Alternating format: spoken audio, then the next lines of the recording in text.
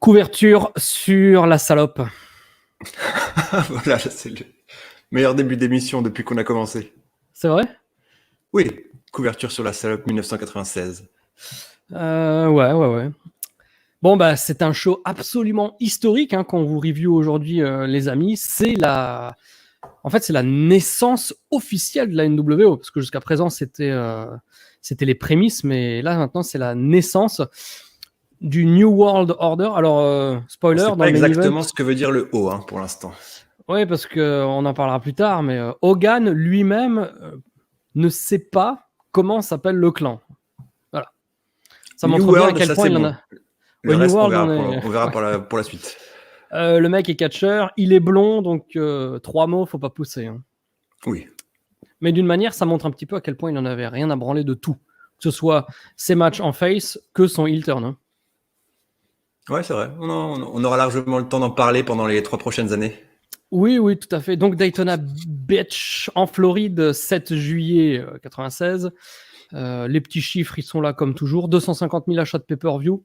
On est en hausse, malgré tout. Et puis, de temps en temps, pendant cette review, on n'a pas de photo d'action, mais on a ton très beau visuel qu'on va mettre aussi souvent que possible.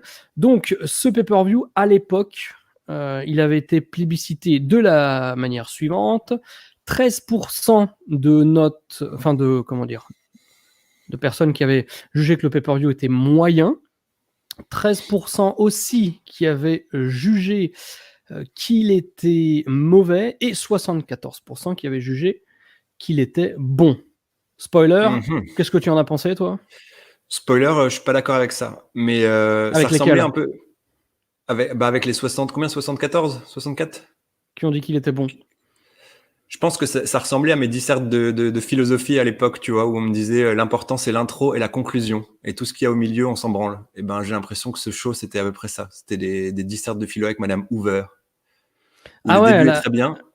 Elle Vas-y, avait acheté un aspirateur. Un aspirateur, exactement. Bon, Ouais. on l'appelait comme ça avec notre bel humour à l'époque.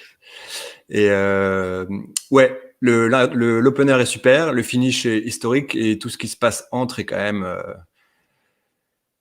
Il y a pas mal de choses à dire, notamment sur les matchs à gimmick, à stipulation. Ouais, mais malgré tout, je dois avouer que j'ai été... Alors, toujours compliqué de faire la distinction entre le divertissement et la qualité d'un show, tu vois. Oui. Mais je n'ai pas de honte à dire que j'étais plus diverti par ce pay-per-view que par Great American Bash. Bah, c'était, oui, comme dit, c'est deux types de divertissement. Je pense que Great American Bash était un meilleur show de catch. Celui-ci il y avait beaucoup plus de merde, beaucoup plus d'événements, beaucoup plus de trucs qui se passent. Moi, je suis pas objectif parce que je te l'ai dit en off, je l'ai vu avec Ishtu et donc du coup, fantastique moment, on a bien rigolé, c'était un show magnifique. Difficile de détester les shows quand on le regarde à deux dans des conditions pareilles. Mais ah bon ? Oui. Bah oui, le catch quand on regarde avec quelqu'un, c'est toujours bien. Évidemment. Mais ouais, non, mais j'ai hâte qu'on parle des pole match, des tape fist, etc. Là. Moi, je suis tout excité par ces matchs-là. Alors, avant de se lancer dans le pay-per-view, on va quand même rappeler un petit truc qui est suffisamment rare à la WCW, c'est que avant le show, alors c'était le cas lors des Nitro quand il faisait que 1 heure, mais là maintenant, avant même le pay-per-view, il y a eu 5 dark matchs. Ouais. On a eu Jim Powers contre Humorus, les Steiners contre les Harlem Heat, Bobby Walker contre ton pote Billy Kidman, les Rock'n'Roll Express contre Fire and Ice et Eddie Guerrero contre Lord Steven Regal. Donc quand même, les gens qui sont venus... ils ont 12 matchs, quoi. Et 14 en fait. Plus 14 matchs. Ouais, putain, c'est une belle soirée de catch à l'Ocean Center. Qui commence par le clip de récap de la feud sur une musique... de film pornographique. Ah, j'aurais pas dit porno, j'aurais dit les séries pourries qui n'ont fait qu'une saison à la fin des années 80, début des années 90. Ah, moi, je sais pas, ça me rappelait un peu cette tension érotique des films d'M6, tu sais, pendant... après Culture Pub. Je ne regardais ni l'un ni l'autre, d'ailleurs. Tu regardais pas Culture Pub ? Non, même pas. Ah, j'étais persuadé que tu étais le type de personne à regarder Culture Pub. Non, j'aimais bien les extra Culture Pub dans les bêtisiers de fin d'année ou dans les enfants de la télé, ce genre de trucs. C'était Mais, quoi le truc de Eric et Ramsey avec la lessive là? avec ton slop, Ouais, c'est ça. Comment s'appelait le truc? Anti-slip. anti-slip, ouais. Donc, le premier match, comme tu l'as dit, c'était un match absolument fou pour l'époque. Hein. Même pour aujourd'hui, Ouais. c'est très propre. C'est Psychosis contre Rey Mysterio, un match qui dure un quart d'heure. Et il faut dire ce qui est, c'est que en juillet 1996, on n'avait jamais vu un match comme ça aux États-Unis. Jamais vu un match comme ça aux États-Unis. Et ce qui était chouette, c'est que Rey Mysterio avait été introduit à la WCW par un match contre Dean Malenko, où c'était vraiment une opposition de style. Là, il a vraiment un partenaire de danse pour pouvoir faire une démonstration fantastique de lucha libre pour le public américain. Au niveau de, c'est ce qu'on se disait quand on regardait, il y a rien qui est raté, quoi. Au niveau de précision, timing, rythme, l'exécution, c'est la folie ce match. Est-ce que tu entends la clim derrière ou pas? Non. Ah, super. Ouais, non, franchement, il était top. Bobby Heenan, est-ce que tu as noté ses commentaires ou pas? Non. Dis-moi. Donc, pour Rey Mysterio, il dit qu'il ressemble à Demi Moore. Je n'ai pas Et compris. Psychosis à El Torito. Non, il dit que Psychosis, il dit le mec qui a les cheveux de Peg Bundy, Qui est Peg Bundy? la femme de Al Bundy dans Marié deux enfants. Ah oui, putain, pardon, de marier des enfants, excuse-moi. Oui, effectivement, c'est vrai. C'est vrai, la permanente des années 80. Ouais. Parmi toutes les magnifiques choses qui ont été réussies, il y a le dive du début là, de Psychosis. Oui. Qui réussit, mais qui m'a quand même fait ch'tiber parce que ça m'a rappelé tristement la parka, quoi. Exactement. Moi, c'est exactement le même. Voilà. Oui, tu pouvais ch'tiber. Moi, j'ai marqué dive mortel. Donc, du coup, Ah bah, y a de tu quoi, croyais y a pas de si quoi. bien dire. Oui, voilà, tu vois, il y a de quoi faire. Ouais. Bah, que dire de ce match alors, ce qui est clair, c'est qu'il a établi Rey Mysterio. Oui. Bien plus que le match qu'il avait eu contre Dean Malenko à Raw, plus que le match qu'ils avaient eu à Great American Bash, ses débuts. Donc là, oui, quand le finish c'est Razor's Edge de Psychosis qui est debout sur la deuxième corde, Rey Mysterio qui contre, ou troisième, je ne sais même plus. Deuxième peut-être. Troisième, je sais plus. Oui, on va dire deuxième. Ouais, si tu veux. Contre Hurricane Rana et énorme pop de la foule, quoi. Donc, et ce match, c'est un exemple de plus où on se rend compte que le public WCW apprécie l'effort du ring. On peut très bien ne pas aimer les mecs au début, ne pas les considérer comme des stars, mais on est réceptif à leur travail et ce qu'ils construisent et ce qu'ils racontent comme histoire, alors que la WWE, à cette époque, les mecs dans le public, quand ils voient un catcheur arriver, ils vont pas changer d'avis pendant le match. Mm-hmm. S'ils laissent indifférent, eh ben, on regarde le match, mais de manière complètement passive, et on ne se laissera pas du tout porter. Alors, la question, est-ce qu'il y a des matchs de la WWE à cette époque qui font que on peut rentrer dans un match? Changer d'avis, oui. Je ne sais pas.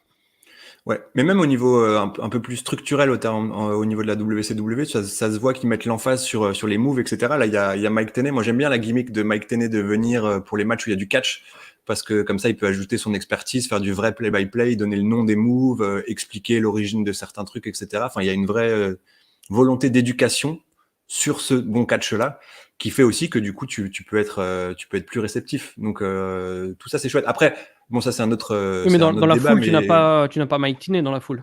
Non, mais je veux dire, c'est un public qui regarde la WCW et qui peut être. Il y a une volonté d'éduquer le public, je trouve, quand même. Oui. Après, ils sont 4 aux commentaires, ça c'est un autre problème, mais j'aime bien la présence de Mike Tenay pour développer un petit peu tout ça. Voilà. Il rend justice.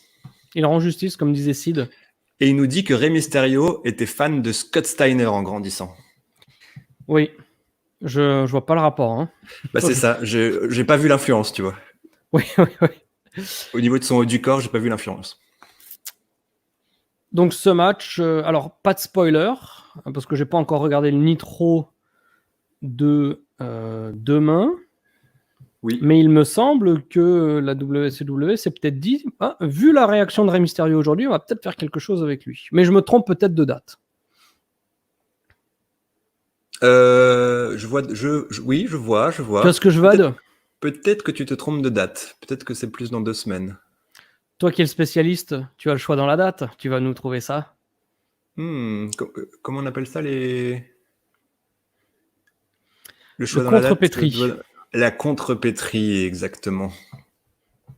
Il y a un album de rap qui est fantastique qui s'appelle Le choix dans la date, de Virus, mon ami Virus. Ah, d'accord.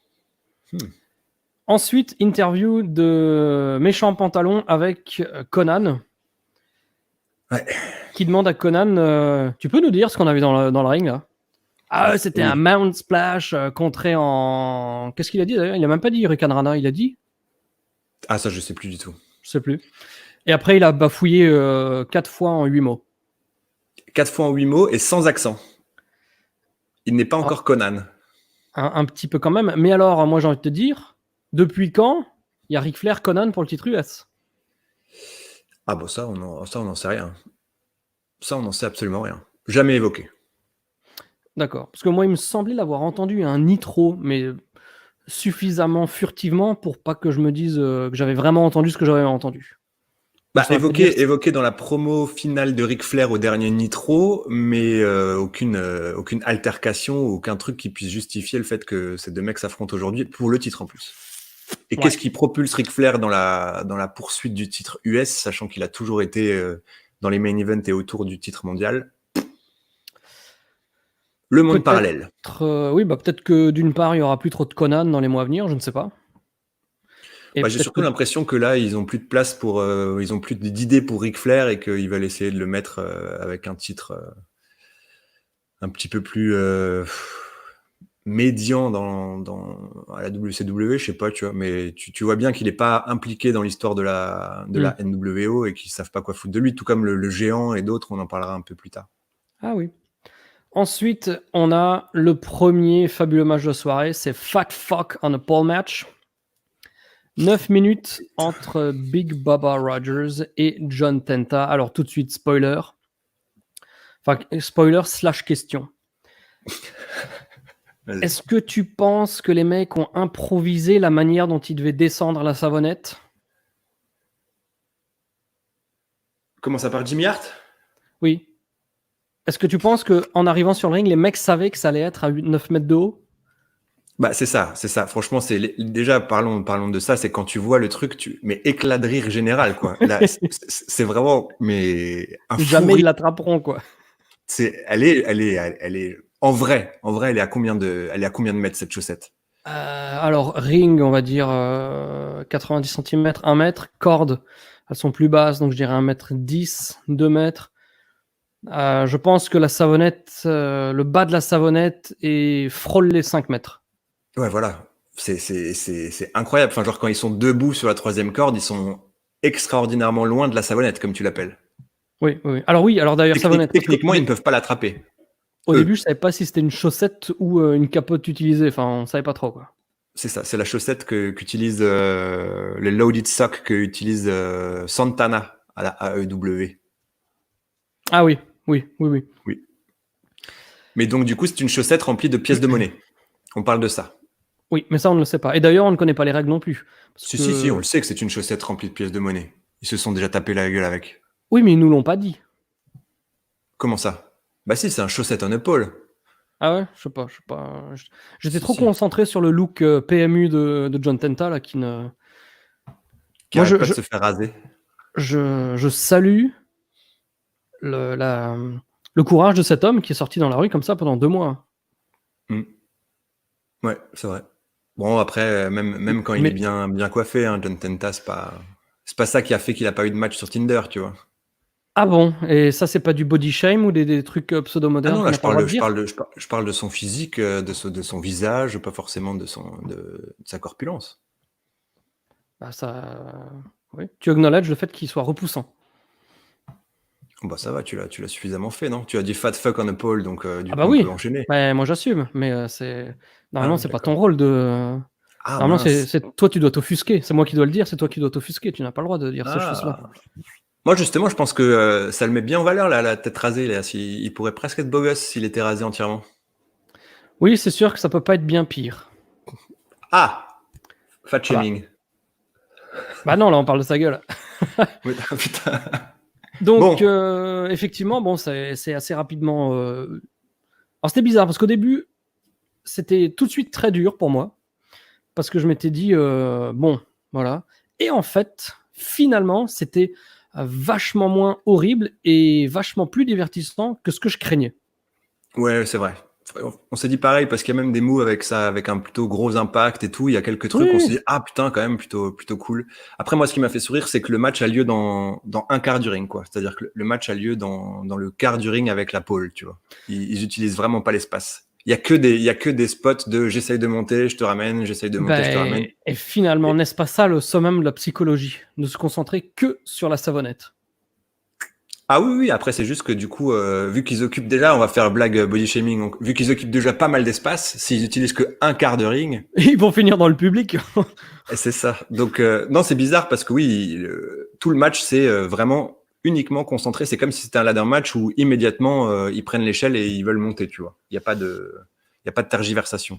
Eh ben, c'est pas de Oui, donc du tergiversion. coup, non, je crois pas. Ok.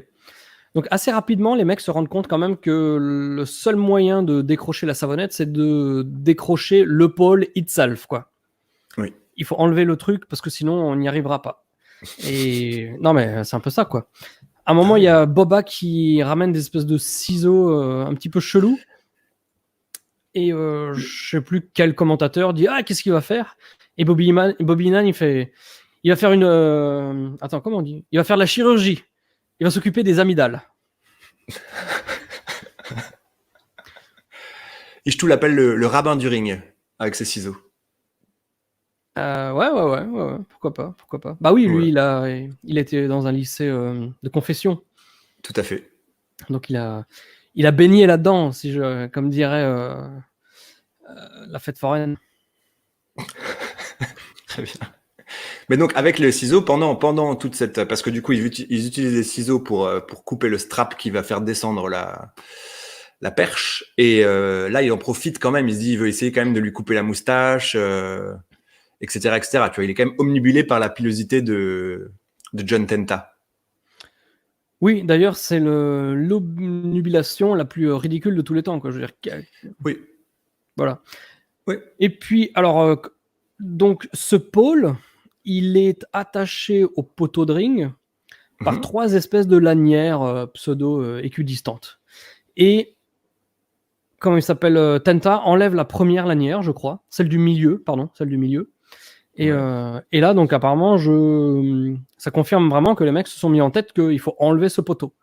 Sauf que je me dis, je le vois venir gros comme une maison, mais finalement, c'était bien pire que mes pires craintes. Je me dis, les mecs vont enlever le deuxième, ça va être un petit peu branlant, ils vont enlever le troisième et tout va se casser la gueule dans le public. Mhm.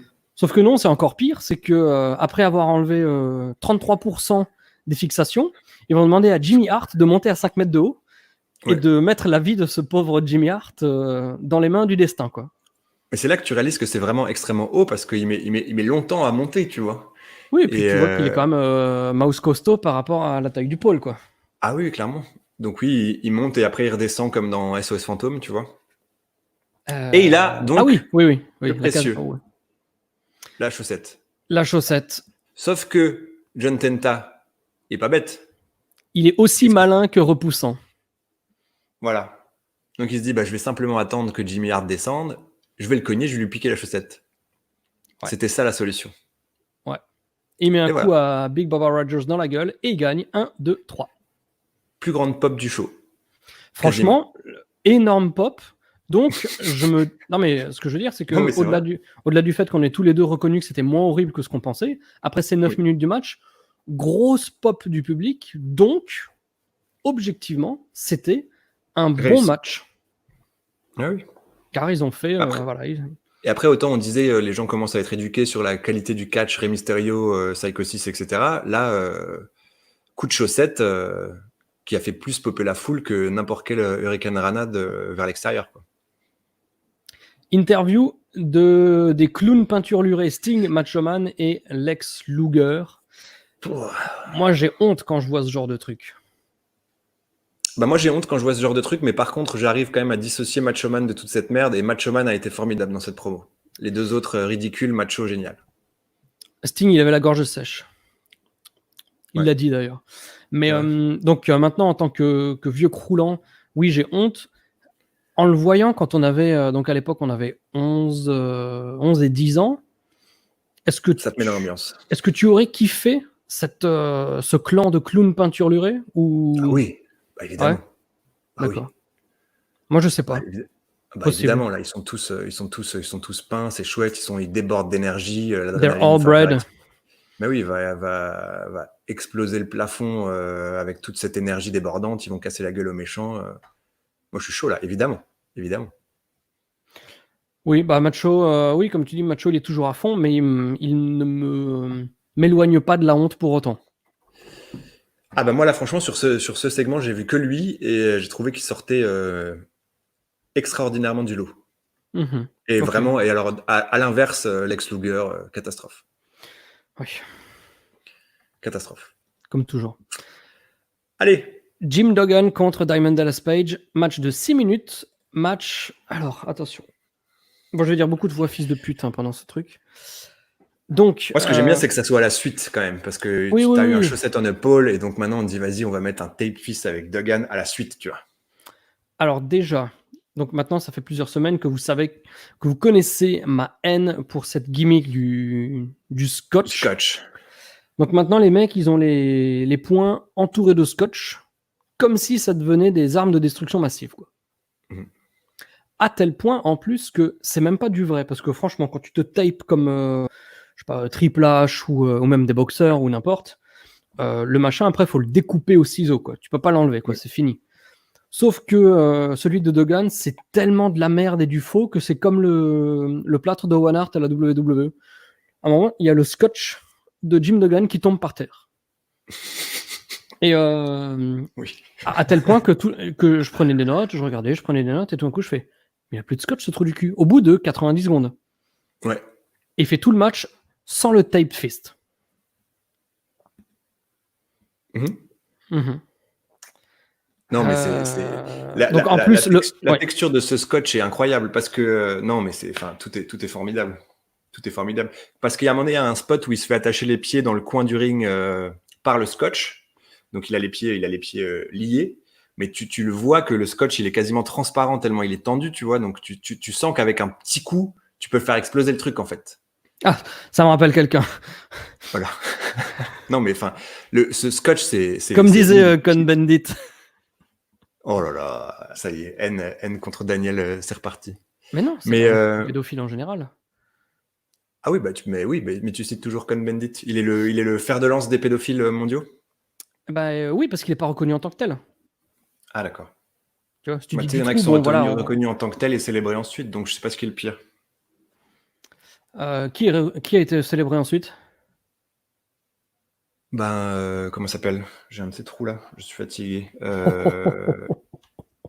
Oh putain, blague pédophilie, c'est ça? Blague serrée. Bah Polanski. Oui, ah oui, bon, oui, mais après tout ce qui, bah voilà, tout ce qui est showbiz politique et haute sphère administrative, c'est encouragé, quoi.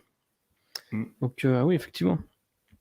Mais oui, donc non, mais en plus de ça, c'est qu'il y a rien dans ce match qui te fasse comprendre que le scotch c'est quelque chose.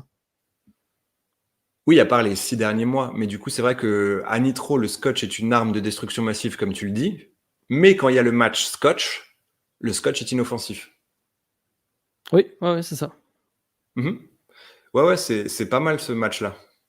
Ouais, J'ai c'est de la j'ai bien aimé. c'est de la grosse merde. DDP gagne avec le Diamond Cutter en 6 minutes. Mhm. Et finalement, après, Ah oui, alors putain, parce que Diamond Cutter, qui est quand même, ça fait quoi? Ça fait plus d'un mois, voire un peu plus que, oui, enfin oui, 5, on 6 va dire semaines ouais, un bon mois, ouais. que le Diamond Cutter il y a vraiment une emphase mise sur le move comme le move le plus dangereux de Nitro, là, qui tue tout le monde, etc., etc. C'est très, très bien accentué d'ailleurs par les commentateurs. Là, Jim Duggan, il perd, certes, mais dès qu'il y a le compte de 3, il se relève. Il se relève et il va Immédiatement. chercher C'est dans la fin son du slip match. un autre putain de scotch. Il s'entoure le poignet et il frappe DDP. Non mais et pourquoi il l'a Avec pas le fait scotch qui avant? maintenant, alors celui du slip Et est dangereux. vraiment dangereux. Oui. L'autre qu'on a pour le match, non. Non. Mais celui du slip, c'est le scotch létal. Mais alors pourquoi est-ce qu'il n'a pas mis le scotch létal pendant le match pour gagner le match et la bague du Lord of the Ring, chose qu'on a oubliée. La bague du Lord of the Ring, il l'avait rendue, je crois, à Nitro. Oui, mais c'était un match Lord of the Ring, donc celui qui gagne la bague. Hein.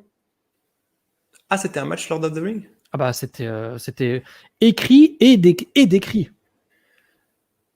Ah, alors franchement, j'ai même pas vu passer ce truc tellement je m'en branle du Lord of the Ring, là, machin, mais je pensais que cette histoire de bague était terminée, moi. Non, Mais non. justement, ça va dans ton sens, c'est qu'elle est pas mentionnée dans le match. Si. Whoever wins the match wins the ring. Non, mais je veux dire, elle ne rentre pas elle n'est pas facteur, tu vois. Tu pouvais penser que vu que la story avait tourné autour de la bague, qu'elle aurait pu être utilisée pendant le match. Et qu'il ait mis, je sais pas, la bague en dessous du tape fist ou un truc comme ça, tu vois. Un truc un peu malin. C'est de la merde à tous les niveaux. Voilà. Ça n'empêche pas les gens de crier USA pendant tout le match. Oui, mais sachant bon, que Diamond Dallas Page vient du New Jersey. Voilà. Et qu'il est peut-être plus représentant, je ne sais pas.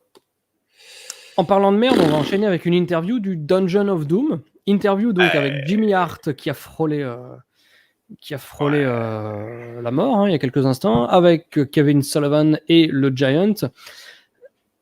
Minjin qui sous-entend que le Giant considérerait Kevin Sullivan comme le maillon faible du Dungeon of Doom. Et il dit non, pas de ça chez nous, je sais pas quoi. Et moi j'ai envie de dire, hormis Boba Rogers qui a rejoint le Dungeon of Doom il y a combien de temps?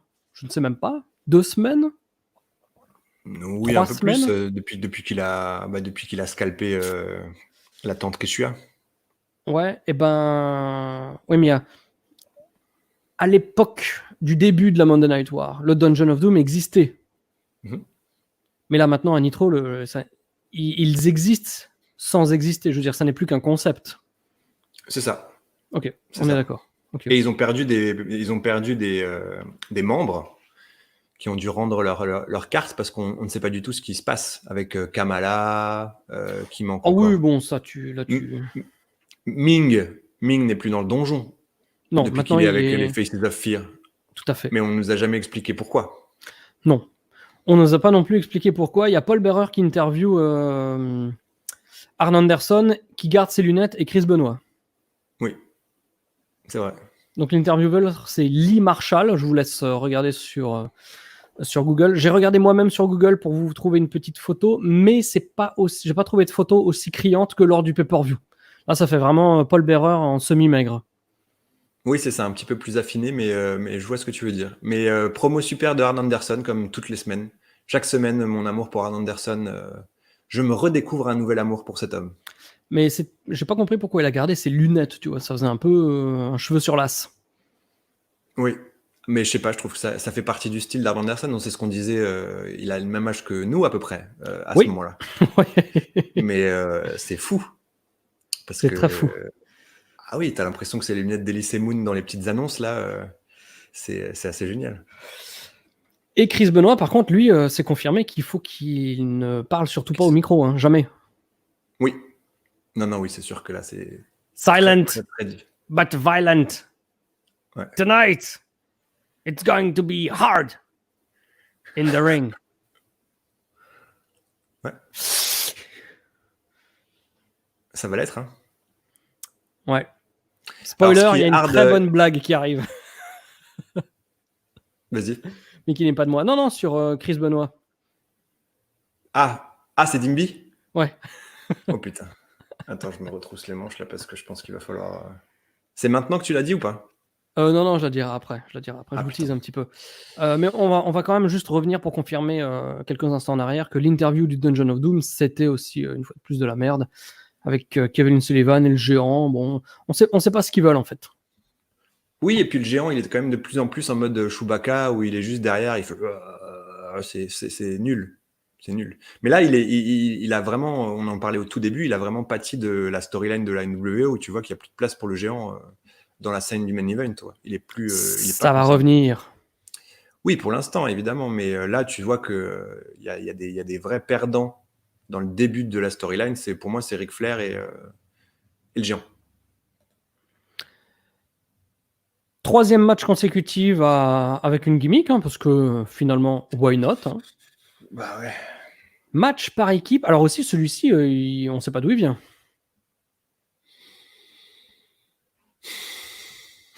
Je suis désespéré. Surtout qu'ils se sont déjà affrontés. Ils sont déjà affrontés plein de fois même. Oui, mais il faut reconnaître le Nasty fait qu'on... Boys, on les a pas vus. Enfin, oui, donc le match, c'est Nasty Boys contre Public Enemy. En tag team Dog Collar. Donc, comme disait le maître. C'est une blague pour tag team ou pour Dog Collar? Dog Collar. Ah, Maître Collard. Maître Collard. Collard. C'est quoi? C'est l'huissier des Miss France, c'est ça? Non, c'est un grand avocat. Décédé récemment, je crois. Non, je suis pas sûr. Alors, Collard... oui, attends, non, comment ça s'appelle? Je confonds. non, comment s'appelait le... Gilbert Collard, voilà. Oui, lui, t'inquiète, il est suffisamment vivant pour être détestable. Comment s'appelait l'huissier des... Béatrice Goulard. Comment s'appelait l'huissier des Miss France? Putain, attends, ça va me revenir. Attends, je cherche. Maître Moya. Comme disait Carlos. Comme Carlos. Tac. J'avais la raquette quand j'étais un éminent joueur de tennis, j'avais la raquette de Babola de Carlos Moya. C'est vrai, moi j'avais des K suisses. Ah. Marque rachetée par Gary Vaynerchuk récemment, il y a 1 an ou 2. Qui est cet homme? Un entrepreneur, un entrepreneur. Oui, c'est toujours un terme un petit peu fourre-tout, mais il avait boosté la boutique d'alcool de son rep de la moitié des années 90 le milieu des années 2000. Et ensuite, il a fait je ne sais plus quoi. Et maintenant, en fait, il a une grosse agence de com. Et il gère des comptes. Je crois qu'il gère un compte d'une équipe de NFL, justement. Attends, je vais chercher ça pour toi. Gary V, NFL Team. Alors, son rêve, c'est de racheter les Jets et de leur faire gagner le Super Bowl. Oh, bah là, il va pas pouvoir le vivre de son vivant. Son but dans la vie, c'est de devenir suffisamment riche pour racheter les Jets, parce que c'est la passion de sa vie. Très bien. On a une passion commune, mais du coup, même moi, j'investirais pas dedans. Tac. Non, j'ai pas l'équipe. Je sais qu'il gère aussi des comptes NBA. Donc voilà. Et il est un grand fan de catch, grand fan de catch. D'ailleurs, j'ai vu ce matin même que sur la chaîne VVE, il y a une interview d'Undertaker avec lui même. Ah, mais peut-être que je dois voir qui c'est. Et pendant WrestleMania 14, je crois que c'est pendant le ladder match. Excuse-moi, pendant que tu racontes ton anecdote. Gary Vaynerchuk, V-A-Y, Gary N-E-R, Chuck, voilà. Gary Vaynerchuk. D'accord. Et donc voilà. Et il était à WrestleMania 14 avec un sign genre je ne sais plus quoi. Ah oui, sa tête me dit quelque chose. Alors attends, je vais essayer de trouver. J'éternue. Oh, putain, ça c'est le Covid. Hein. À tes souhaits. Donc, qu'est-ce qu'on disait sur ce Dog Collar match? Donc, ce match entre les Public Enemy et les Nasty Boys sort de nulle part. Parce qu'en plus d'un match à stipulation, c'est un match à stipulation qu'on nous avait jamais dit. Tu vois, à la limite, un match comme un Rey Mysterio Psychosis ou un match clean qui sort un petit peu de nulle part, bon, s'il n'a jamais été annoncé, c'est pas si grave. Mais là, qu'une stipulation naisse d'on ne sait pas quoi, En plus, putain, 3e match à gimmick consécutif, quoi. On s'est demandé comment ils avaient décidé qui était attaché avec qui, parce que donc du coup il y a deux Dog Collar, 2 binômes. Et est-ce que c'était fait par niveau, par ordre alphabétique? On s'est demandé. Peut-être par corpulence. Ishtou avait du coup de manière légitime dit que c'était par ordre alphabétique. C'est factuel. Est-ce que c'était ça la raison? Je ne sais pas. Oui. Bon, c'est le bordel, il se passe rien en fait, c'est-à-dire que les mecs se bastonnent dans le super décor de Bash at the Beach. Bagarre dans le sable avec des coups de requin gonflables et de bouées. Oui. C'est assez incroyable. C'est vraiment la définition du garbage wrestling, quoi. Dans Mais toute sa splendeur. moi, à l'époque, je m'étais dit que peut-être j'aurais pu beaucoup aimer en re-regardant le match plein de fois pour des petits spots, genre un petit coup de poubelle ou un spot de table raté ou un truc comme ça. Parce que je me souviens que, par exemple, qu'est-ce que c'était le match que j'avais adoré? Oui, c'était Public Enemy contre les Harlem Heat lors de Uncensored 97, qui était, pour moi, c'était le plus grand match de tous les temps, quoi. Oui, c'est vrai qu'il y a des petits Ça et le moments. main event de Uncensored, je les ai regardés 1000 fois. Oui, quand il fait des petits pirouettes de la tour de contrôle Baywatch là où t'as les escaliers surélevés, le petit siège surélevé, chaise d'arbitre de tennis, tu vois. Et d'ailleurs à un moment donné c'est très drôle parce qu'elle tombe, espèce de petite tour de contrôle et la chaîne est bloquée en dessous. Oui. Il y a un autre moment aussi, il y a Rock qui se casse la gueule parce qu'il a les pieds dans la chaîne. Il y a des spots sur des tables qui ne cassent pas. Et il y a... Oui. Alors, quand la table... Deux de suite. Oui, quand la table doit casser, elle n'a pas cassé 2 fois de suite dans le ring. Par contre, un petit peu avant, quand ils étaient à l'extérieur, quand il faut pas qu'elle casse pour que le mec soit juste allongé pour prendre la descente du coude, là, elle casse. Voilà. Fabuleux. Donc, ils se sont trompés, ils ont pris la table qui n'était pas préparée, quoi, qui n'est pas sciée. Ouais. Mais et par contre, le finish, il était, allez, on va dire semi-original, quoi.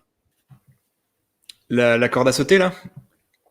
Corde à sauter. Non, il y avait la double clothesline avec la chaîne, c'est ça? C'était pas ça le finish? Il y a Johnny Grunge qui est au milieu du ring, enfin même qui est à l'autre bout du ring pendant qu'il est en train de pendre. Attends. Non, c'est un des deux Nasty Boys qui est en train de pendre Johnny Grunge à l'extérieur du ring. Donc la corde, en fait, elle va par-dessus la 3e corde jusqu'à l'autre côté du ring, là où il y a le Nasty Boys. Et pendant ce temps-là, il y a Rock qui se fait envoyer dans cette corde tendue, enfin dans la chaîne tendue, qui se fait genre décapiter et il perd là-dessus. Oui. Ça c'était pas mal quand même. Ouais, non, franchement, bon, il y a eu des trucs spectaculaires. Il y a eu un moment donné, il y a eu un pile driver sur le béton d'une violence dingue, mais tu vois que c'est symbolique de ce match, quoi. C'est des gars qui font n'importe quoi, qui se balancent des trucs sans aucune retenue, la bagarre débourrée, quoi. Et bon, ça peut être divertissant aussi. Par contre, là, c'est l'enchaînement, quoi. Ça fait 3 matchs gimmick de merde à la suite. Oui, ils auraient pu mettre, par exemple, le match suivant. Dean Malenko contre Disco Inferno pour le titre Cruiserweight. 12 minutes de match. Ouais. Et quel plaisir. Ah, mais quel plaisir. Comme je disais, si tu dois créer une tête de con, c'est Disco Inferno, quoi. Mais oui, mais Disco Inferno, il est face dans ce match.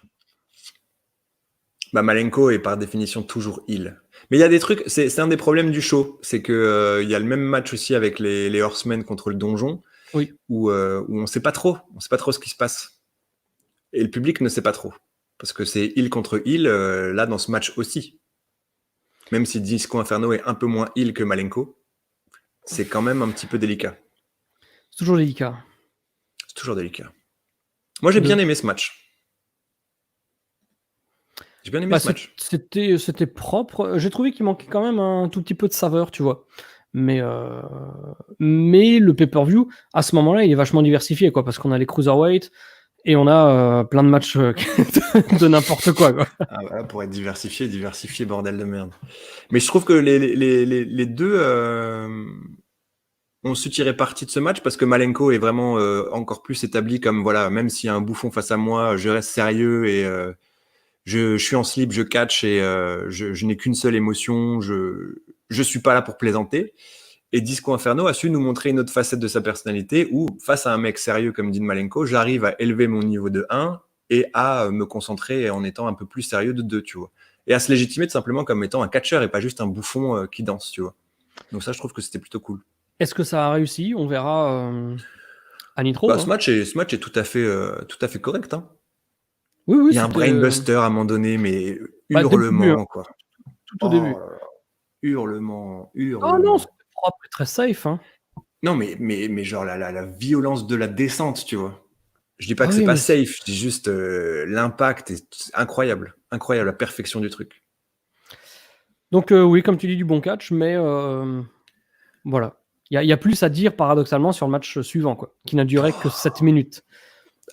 Alors, spoiler, moi j'ai un seul tiré sur ce match qui est Nick ta mère. Voilà. C'est vrai? Tiens.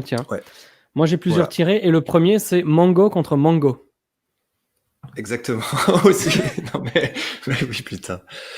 Parce qu'on Oh, en le a parlé avec desperado, quoi. Dimby. Si tu détaches les cheveux de Mango McMichael, Mango et Joe Gomez, c'est les mêmes cheveux, semi la même gueule et la même corpulence, enfin le même body type, quoi. C'est Oui, incroyable. ouais. Quelle idée de merde de les mettre l'un contre l'autre, quoi. Joe Gomez, ça fait 3 semaines qu'il est là, et Mongo, c'est son premier match, quoi. C'est le Lorenzo Lamas du pauvre, quoi, Joe Gomez. Putain, ouais, franchement. Mais pour établir un peu Mongo et il y avait moyen de le mettre contre quelqu'un d'un peu plus expérimenté, tu vois. Sachant qu'il fallait le faire gagner, n'aurait-ce pas été un risque, un petit peu, de le faire gagner contre un mec qui est plus fort que Gomez dans la Pas hiérarchie, hein, je veux forcément plus dire. fort, mais pas forcément plus fort Dans et la pas hiérarchie, forcément plus élevé dans la hiérarchie, mais avec un peu plus d'expérience, tu vois. Tu peux le faire catcher contre un mec qui sait de quoi il parle, parce que là, Joe Gomez, visiblement, ne sait pas de quoi il parle, hein. Hmm. Mango, il a été bien entraîné en tout cas par les Horsemen parce que il maîtrise bien les chops, je trouve. Il maîtrise bien les chops et il maîtrise super bien les descentes du coude. C'est le seul truc qu'il fait bien, je trouve. Et le tombstone. Ouais. Il jump un petit peu même. Ouais. C'est quand même ouf de donner un des moves les plus dangereux du catch Oui. au mec au mec le moins safe du monde, quoi. Ouais, c'est ça. On aurait pu lui donner un vertébreaker aussi, ça aurait été pareil, mais non, c'est n'importe quoi. Et puis, il sait tellement pas vendre. Après, tu peux pas lui en vouloir, hein, c'est pas un catcheur. Mais justement, c'est eux qui sont responsables de lui donner ce type d'espace, en fait. Mais là, un match solo contre Joe Gomez en pay-per-view qui dure combien de temps? 7 minutes. Ouais, c'est trop long. Et tu vois que le mec est pas prêt, quoi. Tu vois que le mec est pas prêt. Contre un Ah oui, mec il y a qui est des encore moments, moins prêt. il court dans les cordes et puis bah, il se rate, enfin. Mais il y a un côté attendrissant chez Mango McMichael Oui. comme un. Ouais, je sais pas. Tu vois qu'il veut bien faire. Il peut pas parce que le catch ça s'invente pas. C'est d'abord dans le sang et ensuite ça s'apprend si tu l'as déjà dans le sang. Mais tu peux pas ne pas l'avoir dans le sang et l'apprendre. Mais on voit qu'il essaye. Il a envie de faire ce qu'il a appris. Et je pense que c'est un élève très consciencieux. Ah non, mais ça, je lui retire pas ce côté-là, hein. Ça n'empêche pas que je l'emmerde, hein. Il y a aucun problème. Interview de Ric Flair. Est-ce que tu as On est noté déjà un là, truc attends. Ah, la cucaracha? Ah oui, non, alors C'est déjà la c'est cucaracha, la effectivement. cucaracha, la cucaracha.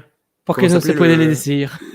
C'était, Pipo Bimbo, Bimbo. dans un passage formidable de H, qui va arriver sur Netflix d'ailleurs, qui est peut-être déjà sur Netflix au moment où c'est diffusé.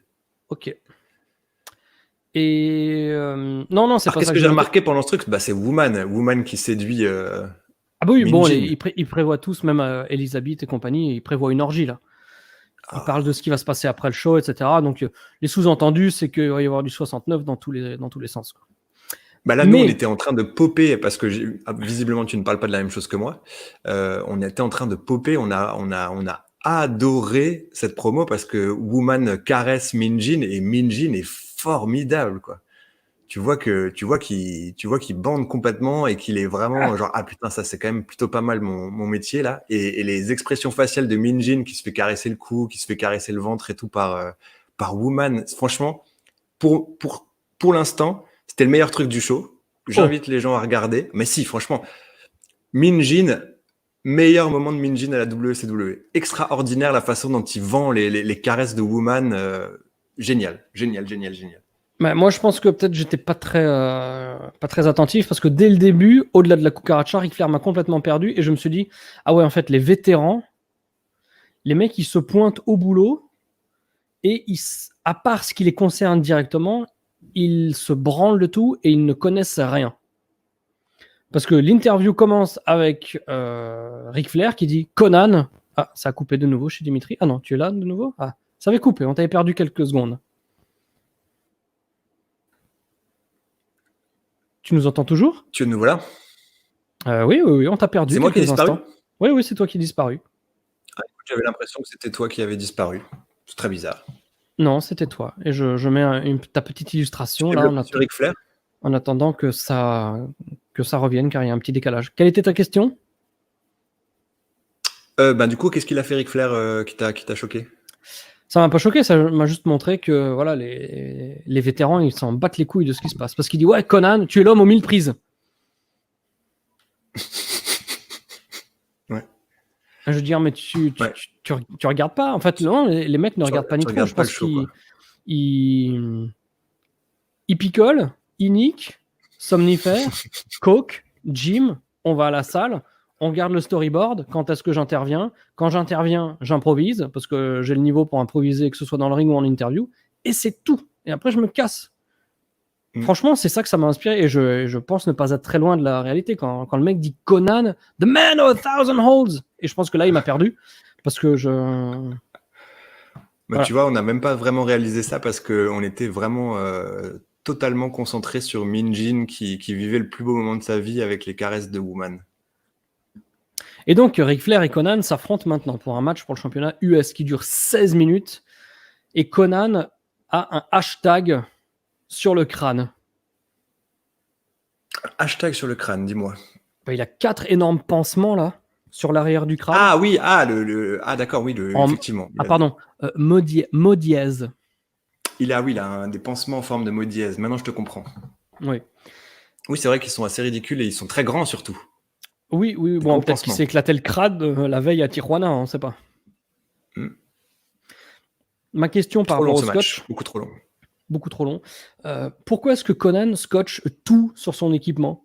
Parce qu'il a les coudes, les protège-coudes, les protège-poignets, les chaussures. C'est comme s'il avait... un peu la caricature du catcheur pauvre qui n'a pas d'argent pour s'acheter une tenue, donc il a que des trucs qui tombent en lambeaux maintenant, et il rescotche tout.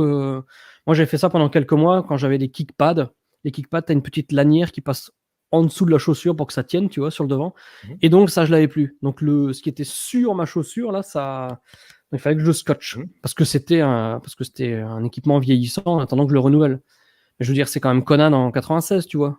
Le gars peut s'acheter une tenue. Et comme dirait Thierry Roland, le Mexicain est nostalgique, tu vois. Il avait dit ça, Thierry Roland? Non, mais il faisait des généralités par nationalité. Donc là, tu peux dire que voilà, il est peut-être très attaché à ces trucs. Ça lui rappelle ses premiers matchs, etc. Peut-être qu'il n'a pas forcément envie de jeter. Ah, peut-être. Peut-être. Tu vois que oui, Conan, c'est quelqu'un de très tradition. Oui, en tout cas, c'est sûr que c'est pas nouvelle tenue bien soignée. Ça, c'est sûr. Ah non, ça, c'est sûr que non.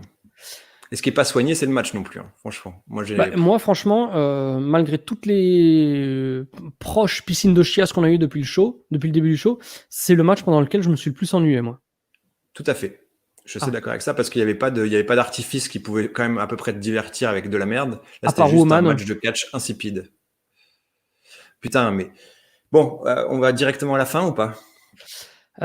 Écoute, alors moi, si tu veux, tu peux la décrire. Moi, je vais juste parler du concept qui me dérange une fois de plus pour Ric Flair, c'est que il triche systématiquement pour battre des mecs, même contre qui il ne devrait pas avoir à tricher. Alors, est-ce que c'est pour enfoncer le clou sur the dirtiest player in the game et montrer que peu importe le mec, par définition, si je suis dans le ring, je triche.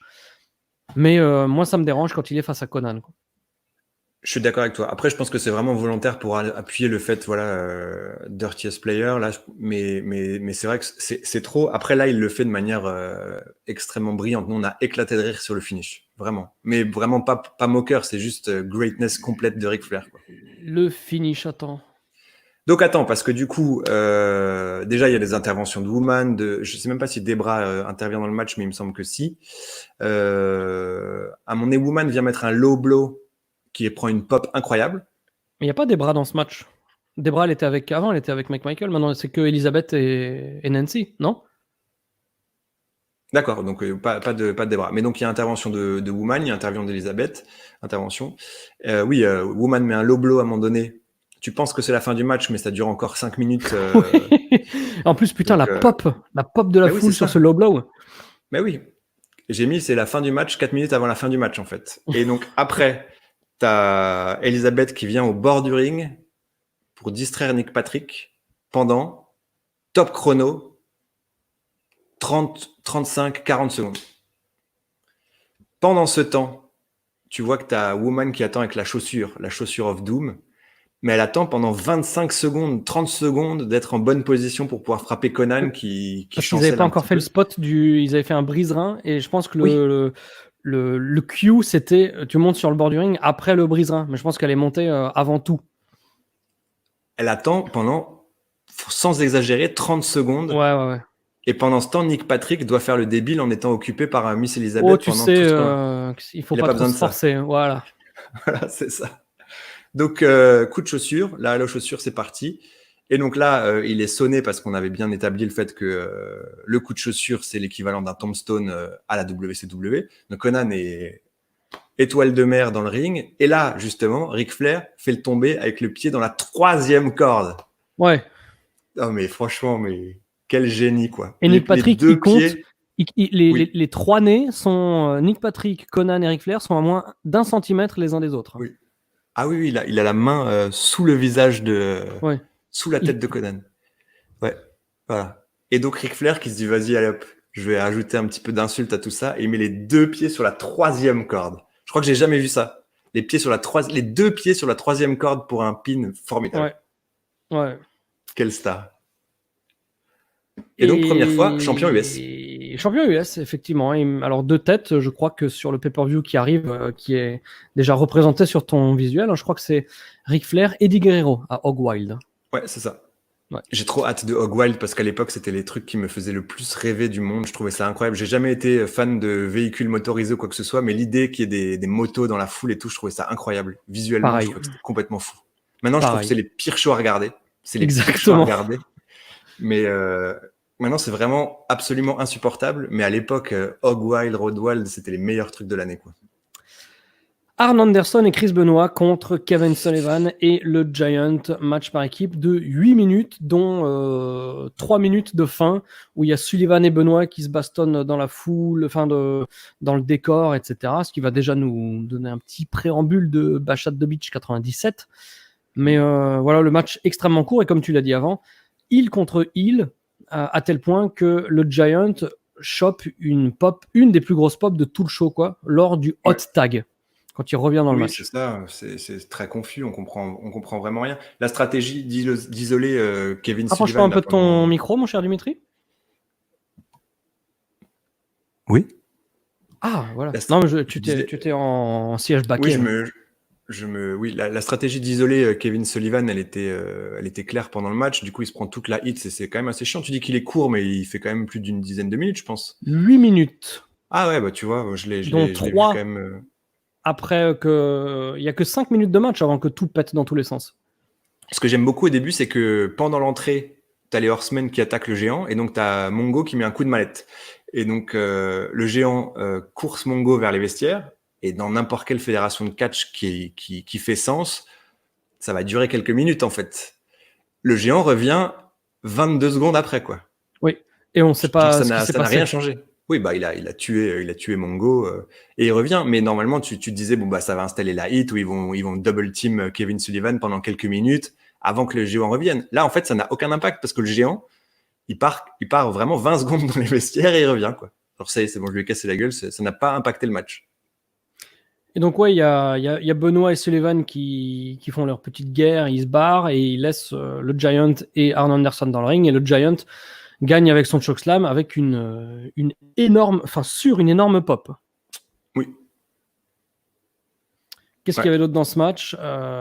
Écoute, oui, après le combat. Attends, putain, ah oui, oh la vache. Oui, c'est ça là. Attends, oui, après le combat, après le combat, le Giant se casse. Donc je me dis, ah tiens, parce que dans mes notes j'avais mis, tiens, ça sent le face turn.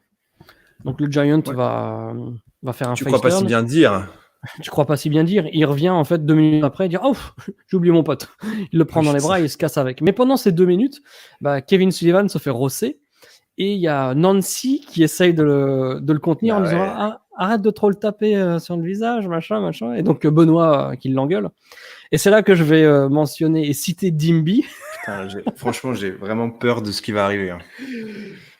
Selon lui, Oh putain. Chris Benoit Oh, lui a putain. dit ferme ta gueule tout de suite, sinon dans 11 ans, je te bute.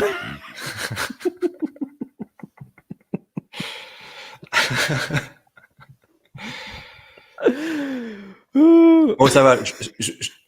Je m'attendais à pire parce que je pense que j'ai fait à peu près la même pendant le match.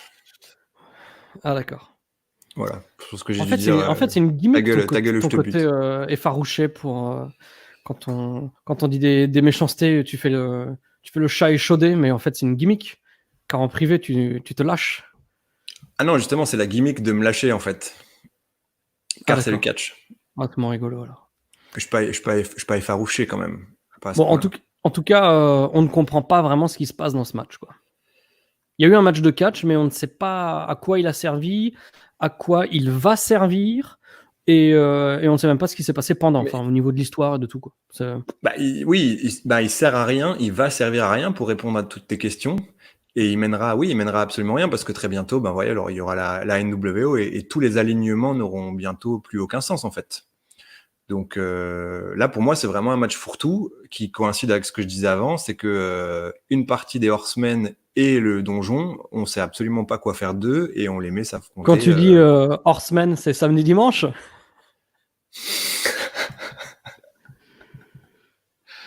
Mon Dieu. Moi, j'ai bien aimé quand le géant il sauve Kevin Sullivan, il le prend sur les épaules Oui. et il passe par-dessus la troisième corde avec Kevin Sullivan sur les épaules quand même. Kevin Sullivan, c'est un peu un enfant, quoi. Non, mais quand même, c'est quand même, il passe par, donc ouais, enfin, incroyable. L'image est dingue de voir le géant passer par-dessus la troisième corde sans Oui, aucun bon, effort Sullivan, avec c'est un quand même catcheur sur les épaules, tu un... vois. Oui, d'accord, bon, c'est quand même un putain de nain, le mec fait 1m65, tu vois. Le Oui, géant mais il doit, en vrai, le Big Show, il fait quoi? Il fait 2m5, 2m7, je sais pas, un truc comme ça. ah, je pense qu'il doit faire un peu plus que ça, non? Allez, on va chercher. Je crois qu'il Paul était White. il était plus petit que le Shaq. Oui, oui, oui. Shaquille O'Neal fait 2m15 à peu près. Paul White, shoot size. Alors. Bon, ils nous l'ont toujours vendu à combien? À 7 pieds. 7 pieds, c'est 2,15. Hein. 7 pieds. Bah maintenant, c'est 7 foot, mais à l'époque, c'était 7 pieds 4. Ah oui, bah 7 pieds 4, ça c'est beaucoup trop ça. Mais 7 foot, c'est 2,15. Alors. Tac, tac, tac. 2m8, la vraie taille. Ok. Ah, mais il aurait piqué à 7 pieds. Voilà, ok. Tu sais, avec l'âge, on se rapetit. Ouais. Le main event.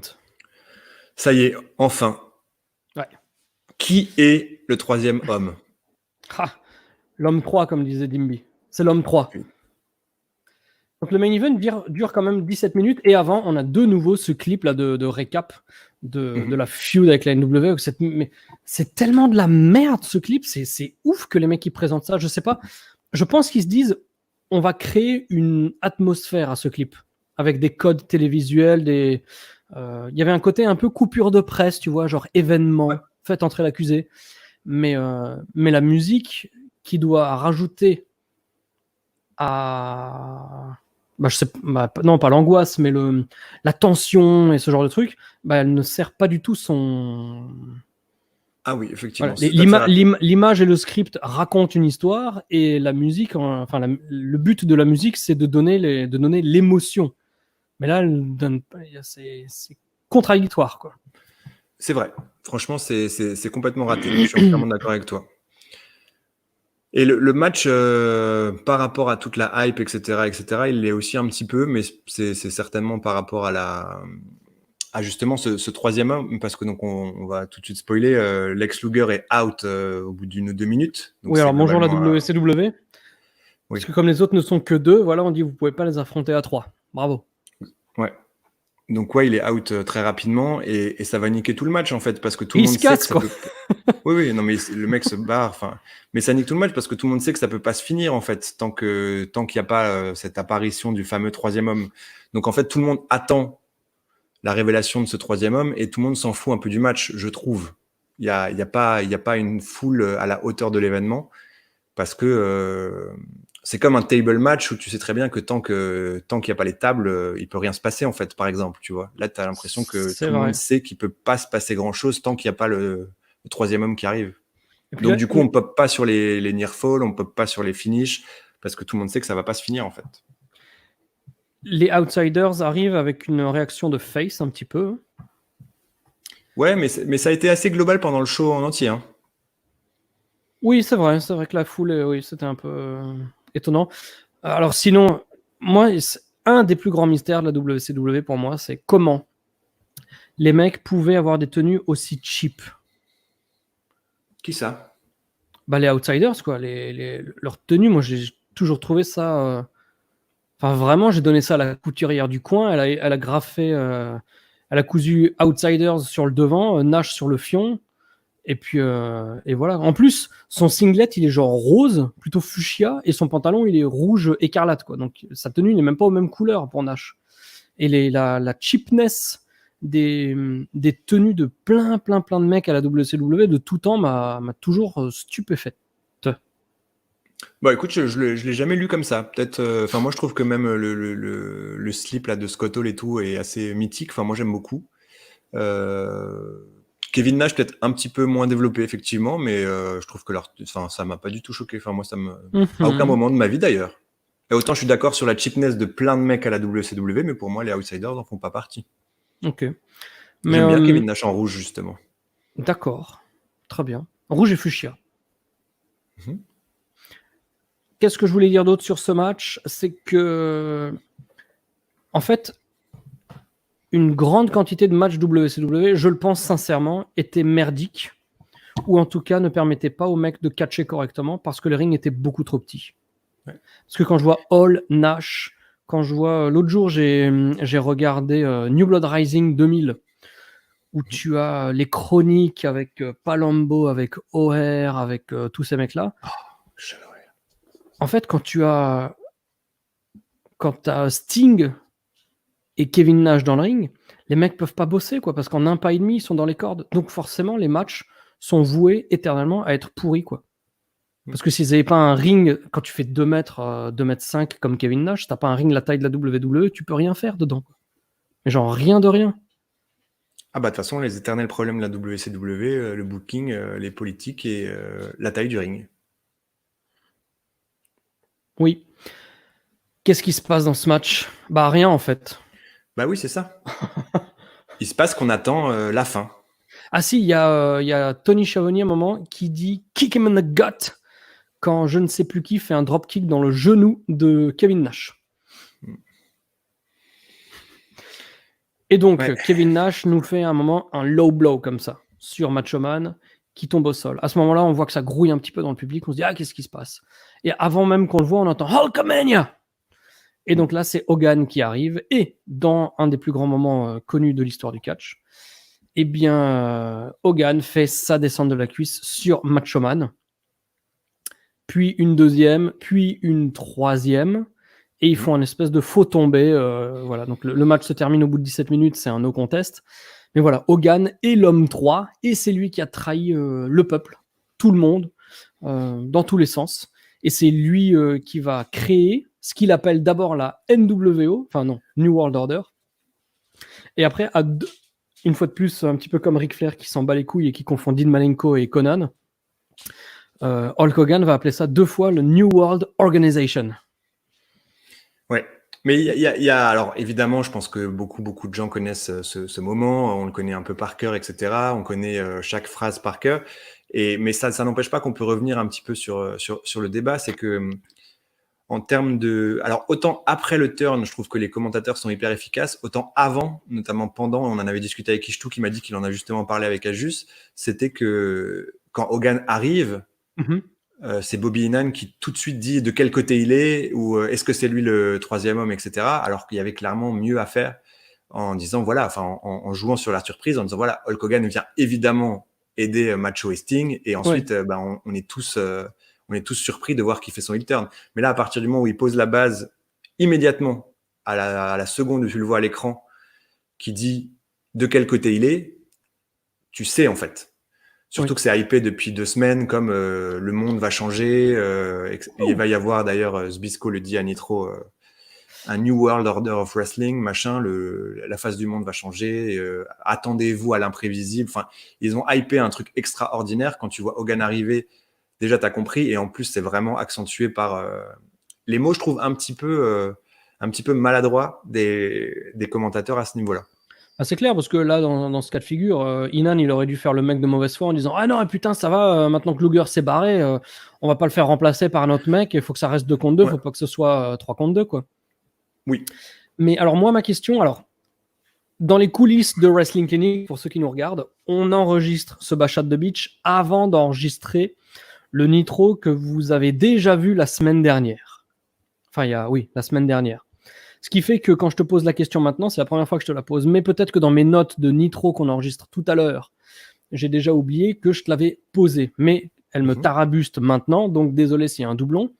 Est-ce qu'on sait pourquoi Hogan n'était pas là depuis 2 mois ? Non. D'accord. Donc il a juste disparu du jour au lendemain pour faire des films et des machins, mais niveau storyline, il a juste disparu. Depuis plus que Slamboree, parce que même Slamboree, il n'était pas là. Oui, il n'y a pas un angle d'attaque ou de quoi que ce soit, non, il n'y a rien du tout. Ok, d'accord. Mais on est d'accord, et donc on en discutait avec Ishtou là-dessus, on est d'accord que, bon, évidemment que ça sert à rien de penser comme ça, mais c'est simplement pour l'idée. Si ça a lieu en 2020, toute la planète se dit c'est Hogan qui turn dimanche. Ah bah oui, parce que là, le mec n'est pas là, c'est le seul qui n'est pas là depuis des mois, et c'est le seul mec duquel d'ailleurs on n'a pas parlé. Oui, c'est ça, c'est que, alors, évidemment, on était petits, etc., et on l'a vécu comme le moment le plus incroyable de l'histoire du catch, mais parce que moi, ça, par contre, je ne l'avais vraiment jamais fait, quand tu vois le mois qui a mené à ce match-là, c'est évident, en fait. Oui. C'est évident. Et ça, j'en avais pas du tout conscience que c'était aussi marqué. C'est Hogan, en fait. On le sait à partir de la semaine d'avant, en fait. Hogan va turner et c'est déjà vendu, justement. Ils s'accentuent vraiment le fait que ça va être le turning point de l'histoire du catch, etc., etc. Il y a des vignettes de Hogan qui va bientôt revenir depuis 2 semaines. Enfin, c'est pas très bien fait, en fait. Oui, mais tout le monde était dans une telle crédulité que tant que les choses ne se passaient pas, personne ne réfléchissait, quoi. C'est pour ça que je fais juste le parallèle avec 2020 et que je dis justement ça n'a aucun sens parce que c'est pas les mêmes époques et on ne regarde pas le catch de la même façon. À l'époque, tu vois que la foule, alors il y a quand même pas mal de gens dans le public qui sont hyper contents. Les mecs qui étaient face à la caméra là, en face, ouais. Ah oui, il y en a plein qui pop genre ah putain ça y est enfin Hogan est méchant quoi. Il y en a plein qui réagissent vraiment comme des smarts actuels qui poperaient si John Cena turnait quoi. Mais il y en a aussi une grande quantité qui ne sont pas contents, et c'est la première fois dans l'histoire du catch qu'on voit ça, là, avec le ring qui est recouvert de gobelets, de tout ce que tu veux, quoi. Ça fait partie de mes moments préférés de la WCW, et Dieu sait qu'il y en a des tonnes, mais ces fins de show avec les piscines de jets de merde dans le ring, c'est à chaque fois génial. Uncensored 97, machin, des moments fabuleux qu'il n'y a jamais eu à la WWE. Franchement, non. Ouais, ça c'était vraiment cool. D'ailleurs, je sais pas pourquoi ça s'est pas exporté. Pourquoi à la WWE il n'y a jamais eu ça. Il y a peut-être une histoire de, je sais pas, de sécurité ou de... Ouais, mais une sécurité t'empêche pas de jeter ton Coca-Cola, tu vois. Ah bah tu te fais dégager, je sais pas. Oui, mais va savoir qui a jeté le truc. T'inquiète pas, ils ont les yeux. Hein. C'est oui, c'est pareil. Si ça devient, c'est pareil comme dans n'importe quelle manifestation, quoi que ce soit. Si c'est des mouvements de foule et que t'as 100 personnes qui le font, évidemment que tu te fais pas dégager. Mais voilà, donc c'était Bash at the Beach. C'était Bash at the Beach. Moi, j'ai quand même beaucoup aimé. Alors autant la promo d'Hogan, on va pas développer. Elle change l'histoire du catch. Il se trompe. Tu vois qu'il bafouille un petit peu. C'est son heel turn, mais d'un point de vue du contenu, c'est pas extrêmement efficace. Par contre, Hall et Nash sont géniales derrière, je trouve. Notamment Scott Hall qui fait toutes les poses de Hulk Hogan et tout. Ils en sortent extrêmement grandis parce que déjà ils sont élevés au niveau d'un Hulk Hogan. C'est quand même parce que à mes yeux en tout cas à l'époque ils n'étaient pas à ce niveau-là. Mais oui, je trouve qu'ils collent en fait avec. C'est ça qui est chouette avec la NWO, c'est que tu as quand même 2 mecs moins établis qui se mettent à la hauteur de Hulk Hogan et qui font pas du tout tâche. Ils sont clairement là et tu as l'impression dans le ring que tu as 3 stars. Tu n'as pas l'impression que tu as Hogan avec ses 2 poulains. Tu as l'impression que tu as 3 stars. Et au Lénage, du coup, il faut vraiment leur rendre ça. C'est qu'ils savent se tenir à la hauteur de l'événement. Je n'ai aucun souvenir, et on le verra dans les semaines à venir, mais je ne sais pas du tout si vraiment la NWO a été développée pendant l'été 96. Développée, c'est-à-dire Où ils ont vraiment commencé à expliquer ce que c'est la NWO, à être des connards, etc. Ou si ça a pris encore quelques semaines, ou si déjà, dès demain, ça va être le branle-bas de combat, parce que maintenant, c'est officiellement la guerre. Spoiler, je ne dirais rien. Ah, tu as déjà regardé ? Non, mais je me souviens de ça, par contre. Je me souviens des shows de Disney, là. Parce que ceux-là, je les ai revus il y a quelques années. D'accord. Eh bien, donc, on va vous donner tout naturellement rendez-vous demain pour savoir ce qu'il advient de la suite de la formation de la New World Organization of Wrestling. Et en espérant aussi que Raw soit... bon, ouais, ça n'est que de l'espoir. Ouais. Ça n'est que de l'espoir. Ouais, voilà, c'est ça. Mais par contre, les nitros qui ont lieu donc à Disney au MGM Grand, je crois, je sais plus. Ouais. C'est génial, avec le setup est différent, c'est en plein air, ça fait partie des nitros un petit peu légendaires là, où il y en a eu plein d'autres avec la piscine et etc. C'est des nitros qui sont très très différents visuellement et qui du coup sont hyper fun. Donc j'ai hâte de les refaire. Bah moi, dans ces nitros, j'avais vu bien sûr sur une compile ou des trucs comme ça, le Malenko. Il y avait un tag et Malenko Rey Mysterio, un truc comme ça. Mais j'avais pas du tout souvenir qu'ils avaient fait une série de 5 ou 6 shows consécutifs. Hein. Oh, il n'y en a peut-être pas autant. Ah, c'est long, hein. C'est très très long. Il y a plus d'un mois consécutif. Ouais. Et ça, je m'en souvenais pas du tout. D'accord. Voilà. Bah, tu vois, visiblement, moi non plus. Eh ben, tant mieux. Donc, Dimitri, je te dis à demain. Oui. Pour Raw et Nitro. Et puis, comme d'hab, on espère que cette review de Bash at the Beach, couverture sur la salope, vous a plu. Et portez-vous bien, regardez du catch et mangez quelques légumes. Allez, pour changer. Salut Dimitri, à demain. Oh putain, coup sur le micro. Oh, le micro. Yeah.